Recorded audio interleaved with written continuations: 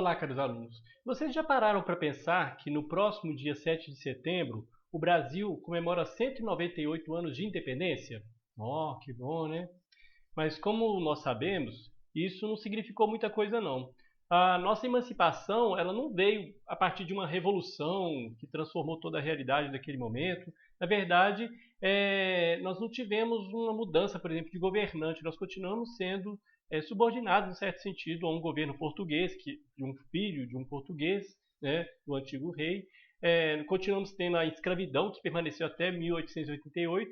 E, além disso, nós permanecemos num regime monárquico, que significava exatamente essa ideia de uma centralização do poder na pessoa do rei. Nesse sentido, a independência, que era já esperada, né, que foi uma coisa tranquila nesse sentido, né, ela já era algo já esperado e praticamente já estava acontecendo aos poucos, né, ela somente aconteceu para atender os anseios da classe que temia o retorno da situação de colônia, que acabou pressionando Dom Pedro a desmembrar o Brasil, que eram os burgueses, né? Então, essa ideia era o seguinte, era desmembrar o Brasil para não voltar àquela situação de colônia, mas atendia aos anseios de uma determinada classe. E é assim que vai começar o primeiro reinado, ainda com monarquia. Porém, a independência ela precisou ser garantida no território nacional nos focos da presença portuguesa do poder coercitivo. Ou seja, o Brasil não contava com um exército formado e ainda estava tendo uma assembleia que ainda seria formada, uma assembleia constituinte, e por causa disso, o Brasil se utilizou de tropas de mercenários ingleses ou de tropas pagas com dinheiro inglês. A gente sabe que o Brasil, para poder se tornar independente, teve que pegar um empréstimo com a Inglaterra, né? Esse momento vai refletir dois aspectos marcantes do Brasil, independente do século XIX, que seria a submissão à economia britânica e as disputas em torno da centralização e descentralização do poder. E a partir daí, nós vamos ter a necessidade de estabelecer uma primeira Constituição, de formar uma primeira Constituição. A gente sabe, a gente já viu uma aula que eu falei sobre as primeiras Constituições, né? A primeira Constituição, ela vai se tornar exatamente uma legislação para ligar os princípios da nação e formular todas as leis. Por quê? Porque toda lei ela tem que se mirar na Constituição. Até hoje é assim, né? Nenhuma norma pode ser admitida por um governo que vá contra a Constituição. O Brasil já teve 7 constituições e é justamente em torno da primeira que a crise do primeiro reinado vai se iniciar. Já se falava de uma constituição para o Brasil mesmo antes do grito da independência. Por quê?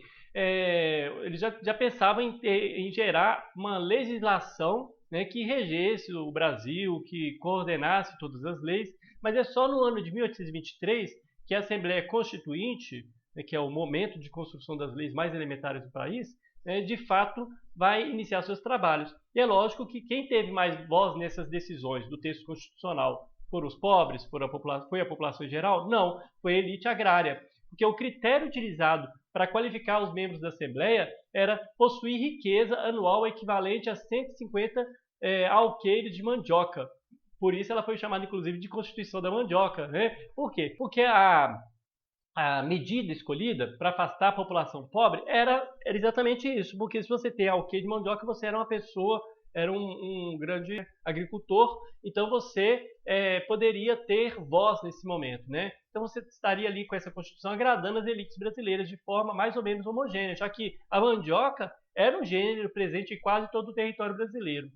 De início, verificou-se a formação de dois grupos, que seriam os brasileiros, que eram defensores de um governo mais controlado e com poderes mais diluídos entre as elites, né? E daqueles que estavam do lado dos portugueses, que defendiam um governo centralizado na figura do imperador, né, de Dom Pedro.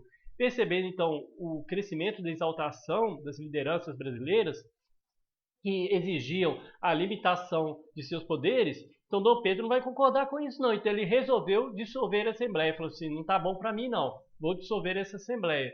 Então o prédio da Câmara dos Deputados foi cercado por soldados e canhões para impedir que continuasse ocorrendo a formulação dessa Constituição. Pessoas foram detidas e as atividades foram encerradas.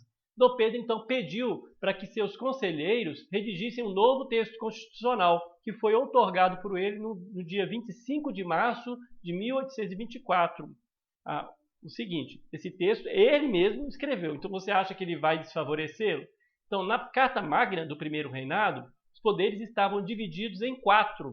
Mas Montesquieu não falava de 3? Como assim 4? Porque nós falávamos do legislativo, do executivo e do judiciário. Mas ele vai colocar um novo poder que ele vai chamar de moderador, que é diferente, que seria um poder que seria uma carta-manga, né, um coringa, né, nas mãos de Dom Pedro. Porque esse poder ele praticamente poderia controlar todos os demais poderes. Por meio dele, o imperador poderia anular qualquer decisão das outras esferas, nomear senadores, dissolver a Câmara dos Deputados, anular as decisões dos conselhos provinciais. Então, esse poder moderador dava plenos poderes para ele, como se não existissem os outros, né? Então, se tivesse um ato que fosse contrário ao que ele queria, ele simplesmente dissolvia esse ato. Se o ato de fechar a Assembleia com o uso da força e encomendar a Constituição do país já é uma atitude autoritária, as leis firmavam ainda mais a centralização do poder do rei. Então, as elites das províncias mais distantes eram as mais insatisfeitas com a situação, porque elas queriam exatamente mais autonomia. Além disso, a escravidão ela ainda estava mantida no Brasil, como eu falei. A religião oficial continuou sendo o catolicismo, e mais, não existia repressão contra as outras religiões, não. E os bispos, eles eram nomeados pelo imperador. Parece um retrocesso, né, a gente pensar lá na Idade Média, né? Também, um outro aspecto interessante é o voto censitário. O acesso privilegiado das elites ao poder, ela foi garantida. De que forma? Através do voto censitário durante o primeiro reinado. O que seria isso? Somente quem comprovasse determinada renda anual poderia votar ou se candidatar a algum cargo. Então, era uma forma de você garantir a participação da elite brasileira. Para votar nas assembleias paroquiais, as pessoas elas deveriam comprovar uma renda anual de 100 mil réis. Então, não mais a mandioca, agora em dinheiro. Para votar nos deputados, senadores e conselhos de província, a medida era de 200 mil réis. E, para candidatar-se a deputado, o valor era de 400 mil réis. E para senador, era 800 mil réis. Então, você teria que ter uma renda mínima até para ser candidato. Libertos não poderiam votar de jeito nenhum e muitas vezes acabavam sendo cooptados pelo Estado. Em Pernambuco, teve início a chamada Confederação do Equador. O que é a Confederação do Equador? Foi uma revolta que pretendia separar uma parte do Nordeste do resto do Brasil. Então, o movimento ele era apoiado pela elite econômica, por isso que ele continuou tendo uma certa força e contava com profissionais liberais, intelectuais e também com populares. Então, o movimento ele só aconteceu porque ele tinha um apoio também de uma elite. A revolta ela foi motivada pela insatisfação com a postura de Dom Pedro sobre o texto constitucional e, principalmente, pela imposição de um presidente de província. Eles não aceitaram se submeter às decisões do imperador. Então, ficaram revoltados com isso. Então, eles tinham o objetivo de instaurar uma nova república na região. Então, seria uma independência, né? Como se diz, uma independência do Brasil, uma independência do Nordeste, uma parte do Nordeste. Então, além de Pernambuco, nós tivemos também outros estados, como Ceará, Paraíba, Rio Grande do Norte, que se uniram a esse projeto. E mais tarde também receberam apoio do Piauí. Então, o Nordeste praticamente queria construir uma república à parte. Dom Pedro vai tolerar isso? Lógico que ele não vai tolerar essa rebeldia e vai ordenar a dissolução do movimento por meio da força. Os rebeldes eles foram derrotados e punidos. Destaque-se aí, inclusive, a execução de Frei Caneca, que se livrou da forca porque o Carrasco se recusou a matá-lo. Mas essa atitude não foi suficiente para ele evitar ser morto, não, porque ele acabou sendo fuzilado depois, assim como outros sujeitos que estavam envolvidos com o movimento. A confederação ela não obteve sucesso, mas o fim violento só piorou a imagem do imperador. Então, as pessoas elas já não estavam gostando. E, de repente, você tem uma repressão desse tipo, violenta, então as pessoas começaram a ficar cada vez mais contra o imperador. Então, ocorreu a revolta da Cisplatina. A Cisplatina, que hoje é o atual Uruguai, era uma província mais ao sul do Brasil. Ela foi conquistada dos espanhóis por Dom João VI e tinha uma colonização espanhola. Aliados ao governo das Províncias Unidas do Rio da Prata, atual Argentina, os cisplatinos eles aproveitaram a eclosão do confronto no Nordeste para tentar também obter sua própria independência. Opa, tem gente querendo independência, vamos tentar aqui também? Então foi a mesma coisa. Então a revolta da Cisplatina também foi uma revolta para tentar uma independência. Ao contrário do conflito no Nordeste, Dom Pedro não conseguiu manter essa região. Ela acabou se tornando independente, né, que é o Uruguai. O alto custo dos conflitos após a outorga da Constituição estava aumentando cada vez mais os gastos do governo e acabou obrigando o governo, né, o imperador, a contrair cada vez mais empréstimos dos ingleses. Ou seja, o Brasil, para se tornar independente, teve que pegar empréstimo da Inglaterra. E, de novo, pegou empréstimo para poder manter essa autoridade de Dom Pedro I. E Dom Pedro acabou sendo forçado a abdicar. O primeiro reinado, a situação ela já estava ruim e acabou ficando pior. O Brasil ele entrou numa recessão econômica e a agricultura, a pecuária, a produção açucareira, a extração mineral não tinham no primeiro reinado o mesmo destaque que na época colonial. Então a crise foi só se instalando. Somando-se a isso, a gente tem a impopularidade de Dom Pedro, como eu acabei de falar, né, que vai crescendo cada vez mais. Na França, Carlos X tentou voltar com o absolutismo. Então o Brasil já estava com medo disso também. Jornais da época não pouparam críticas fazendo uma analogia com a situação dos franceses. Além de déspota, o imperador ainda era acusado de ser mulherengo, infiel à esposa. Então tem uma questão aí, vamos dizer assim, moral da época, né? Então o imperador estava com o filme queimado.